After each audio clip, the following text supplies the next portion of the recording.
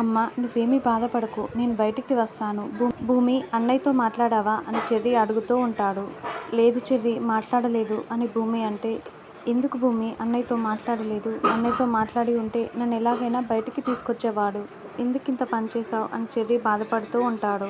లేదు చెర్రీ, నేను మాట్లాడదామనే అనుకున్నాను. ఆయన పూరి పెళ్లి పనుల్లో బిజీగా ఉన్నారు.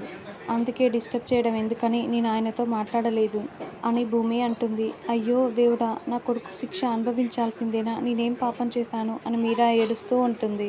చెర్రీ, నువ్వేమీ బాధపడకు, మేము లాయర్తో మాట్లాడాము. ఆయన టేకప్ చేసిన ఏ కేసు కూడా ఓడిపోలేదు.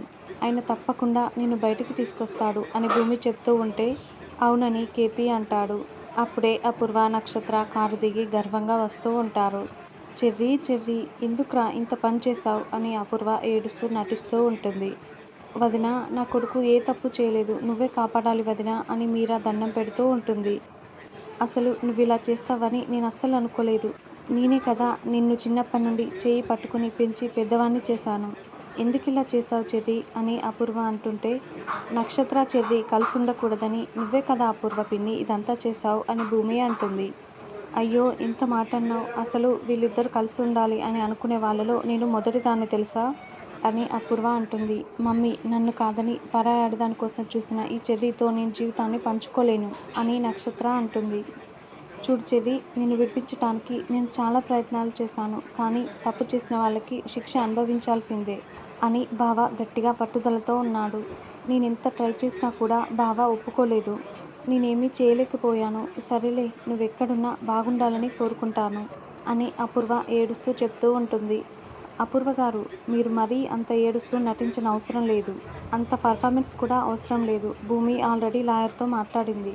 ఖచ్చితంగా మేము చెర్రీని బయటికి తీసుకొస్తాం అని కేపీ అంటాడు.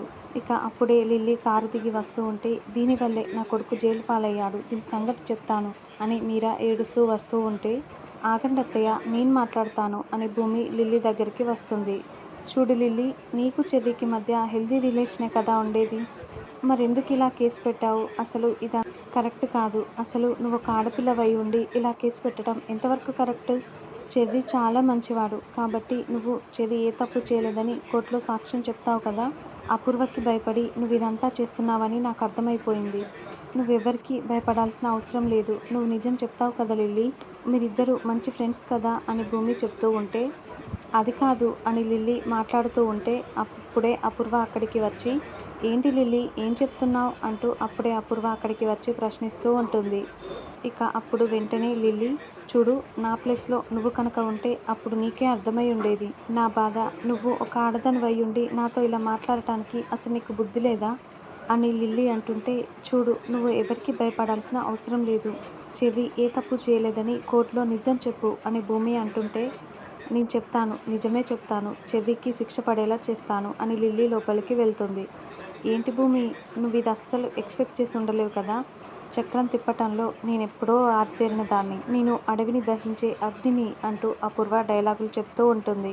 ఇక కోర్టు టైం కావటంతో లిల్లీనైతే కోర్టు బోన్లో నిలబెడతారు. ఇక అప్పుడే అపూర్వ కళ్ళతో సైగలు చేస్తూ, నేను చెప్పమన్నట్లు చెప్పు అని చెప్తూ ఉంటుంది.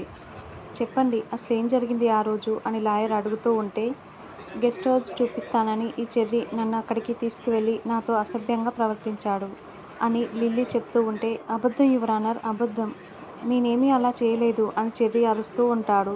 ఆగండి, మీరేదైనా చెప్పదలుచుకుంటే మీ లాయర్ ద్వారా చెప్పించండి. మీ లాయర్ ఎక్కడా అని జడ్జి అడుగుతూ ఉంటాడు. యువర్ ఆనర్, ఈ చెర్రీ తప్పు చేశాడు. ఈ అమ్మాయి ఇంత క్లారిటీగా విషయం చెప్తుంది కదా అని లాయర్ చెప్తూ ఉంటే, లేదు, తను అబద్ధం చెప్తుంది అని చెర్రీ అంటాడు.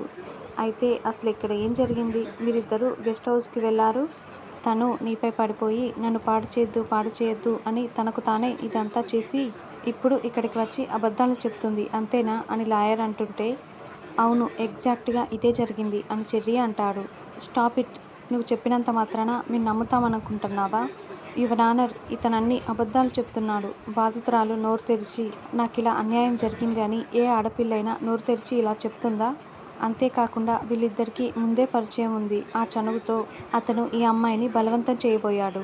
అంతేకాదు, ఇతను తన కాలేజ్ డేస్లో కూడా చాలామంది అమ్మాయిలతో ఫ్లర్టింగ్ చేశాడు అని లాయర్ చెప్తూ ఉంటాడు. ప్లీజ్ యువర్ ఆనర్, నా మాట నమ్మండి. వీళ్ళు చెప్తున్నవన్నీ అబద్ధాలు. నేను చాలా మంచివాణ్ణి. నేనే తప్పు చేయలేదు అని చెర్రీ దండం పెడుతూ వేడుకుంటూ ఉంటాడు. డిఫెన్స్ లాయర్, మీ వాదనని మొదలు పెట్టండి అని జడ్జి చెప్తూ ఉంటే, ఎక్కడమ్మా లాయర్ ఇంకా రాలేదేంటి అని కేపీ అడుగుతూ ఉంటాడు. వచ్చేస్తాడు మామయ్య, దారిలో ఎక్కడైనా లేట్ అయి ఉండొచ్చేమో అని భూమి అంటుంది. ఏంటి భూమి, లాయర్ వస్తాడని ఎదురు చూస్తున్నావా? మీ లాయర్కి నేనెప్పుడో డబ్బులు కట్టలు విసిరేశాను. ఆ డబ్బులు లెక్క పెట్టుకుంటూ ఇంటి దగ్గరే ఉంటాడు. ఇక్కడికి రానే రాడు అని అపూర్వ అంటే, అవును మమ్మీ, ఆ ఆశతో ఎదురు చూస్తున్నట్లుంది. చూడు పాపం, భూమికి నిజం తెలియదు కదా అని నక్షత్ర అంటుంది. చూడండి యువర్ ఆనర్, నిందితుడు తప్పు చేశాడని అన్ని ఆధారాలు సాక్ష్యాలు ఉన్నాయి. కాబట్టి ఏ డిఫెన్స్ లాయర్ కూడా ఈ కేసుని తీసుకోరు. కాబట్టి ఇతనికి శిక్ష వేయాల్సిందిగా కోరుతున్నాను అని లాయర్ చెప్తాడు. ప్లీజ్ యువర్ ఆనర్, నా మాట వినండి అని చెర్రీ వేడుకుంటూ ఉంటే, స్టాప్ ఇట్ అని జడ్జి అయితే రాసుకుంటూ ఉంటాడు. అయ్యో భూమి, వాడి బాధని ఎవరూ అర్థం చేసుకోవట్లేదు అని కేపీ అంటే, లేదు మామయ్య, దేవుడు చూస్తూ ఉంటాడు. ఖచ్చితంగా చెర్రీకి న్యాయం జరుగుతుంది అని భూమి అంటుంది. ఎక్కడ దేవుడు, ఎక్కడ న్యాయం? చూడు, ఆ జడ్జి గారు ఏం తీర్పు ఇద్దామా అని రాసుకుంటున్నట్టున్నాడు అని మీరా ఏడుస్తూ ఉంటుంది. నిందితుడు తప్పు చేశానడానికి అన్ని ఆధారాలు ఉన్నాయి కాబట్టి నిందితుడికి 10 సంవత్సరాలు అని జడ్జి తీర్పు ఇవ్వబోతూ ఉంటే, ఆగండి యువర్ ఆనర్ అంటూ గగన్ అక్కడికి లాయర్ని తీసుకొని వస్తాడు. మా లాయర్ వచ్చాడు యువర్ ఆనర్, మా చెర్రీ తరపున వాదించటానికి అని గగన్ గట్టిగా అరుస్తూ చెప్తూ ఉంటాడు. ఈ లాయర్ ఎక్కడి నుండి వచ్చాడు అని అపూర్వ అయితే టెన్షన్ పడుతూ ఉంటుంది. కోర్టుకి లేటుగా వచ్చినందుకు నన్ను క్షమించండి. ఇప్పుడు నేను నా కేసుని మొదలు పెట్టవచ్చా? అందులో భాగంగా ఎస్పీ సూర్యని కొన్ని ప్రశ్నలు అడగాలనుకుంటున్నాను అని జడ్జిని పర్మిషన్ అడిగి ఇక సూర్యని కొన్ని ప్రశ్నలు అడుగుతూ ఉంటాడు. చూడండి, ఈ సంఘటన అసలు ఎన్ని గంటలకు జరిగింది అని లాయర్ అడుగుతూ ఉంటే, 12 గంటలకి అని సూర్య చెప్తాడు. అంటే సంఘటన జరిగిన వెంటనే బాధితురాలు వచ్చి కంప్లైంట్ ఇచ్చిందా అని లాయర్ అడుగుతూ ఉంటే, లేదు, అక్కడ ఏదో న్యూసెన్స్ జరుగుతున్నట్లు అనిపించి నేనే వెళ్ళి చూసి అరెస్ట్ చేశాను అని సూర్య చెప్తూ ఉంటే, అంటే ముందు కంప్లైంట్ ఇవ్వలేదు, మీరే వెళ్ళి అరెస్ట్ చేశారు అని లాయర్ అంటుంటే, అంటే పరిస్థితుల కారణంగా అని సూర్య అంటాడు. సే ఎస్ ఆర్ నో అని లాయర్ గట్టిగా చెప్పటంతో అవునని సూర్య అంటాడు. అంటే ఎఫ్ఐఆర్ కూడా ఫైల్ చేయకముందే నిందితుడిని పట్టుకొని ఇతడు తప్పు చేశాడని జైల్లో వేసి తర్వాత ఎఫ్ఐఆర్ ఫైల్ చేస్తారా? ఇదెక్కడి న్యాయం అంటూ లాయర్ ఎస్ఐని నిలదీస్తూ ఉంటాడు. ఎఫ్ఐఆర్ ఫైల్ చేసిన తర్వాతే ఇదంతా చేయాలి. కానీ ఇది మీరంతా కావాలని చేశారు కాబట్టి ముందుది వెనుకకి, వెనుకకి ముందుది చేశారు. అవును యువర్ ఆనర్, ఇదంతా వీళ్ళ ప్లాన్. అవును, మీరు రెడ్ హ్యాండెడ్గా పట్టుకున్నామని చెప్పారు కదా, ఫోటోలు, వీడియోలు కానీ ఏమైనా ఉన్నాయా అని లాయర్ అడుగుతూ ఉంటే, లేవని సూర్య అంటాడు. అంటే అది ఓన్లీ మీ మాట మాత్రమే, అంటే అది నిజం కాకుండా పోవచ్చు కదా అని లాయర్ చెప్పి, ఇక మీరు వెళ్ళొచ్చు అని చెప్తాడు. ఇది కేవలం నా క్లయింట్ని అరెస్ట్ చేసి తనకి శిక్ష వేయడం కోసం మాత్రమే ఇలా చేశారు. నా క్లయింట్ ఏ తప్పు చేయలేదు, తనని విడిపించాల్సిందిగా కోరుతున్నాను అని లాయర్ అంటాడు.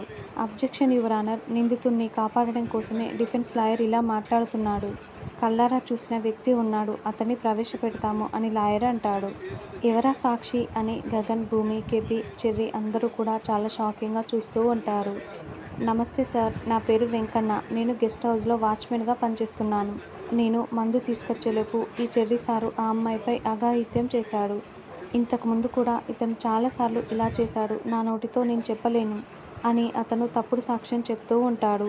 వెంకన్న, నీకెన్నిసార్లు నేను సహాయం చేయలేదు, ఎందుకు ఇలా నన్ను ఇరికిస్తున్నావు అని చెర్రీ ఏడుస్తూ ఉంటాడు. సరే, ఇక మీరు వెళ్ళొచ్చు యువర్ ఆనర్, ఈ సాక్ష్యాన్ని పరిగణలోకి తీసుకొని ఇక మీరు శిక్ష వేయాల్సిందిగా కోరుకుంటున్నాను అని లాయర్ చెప్తాడు.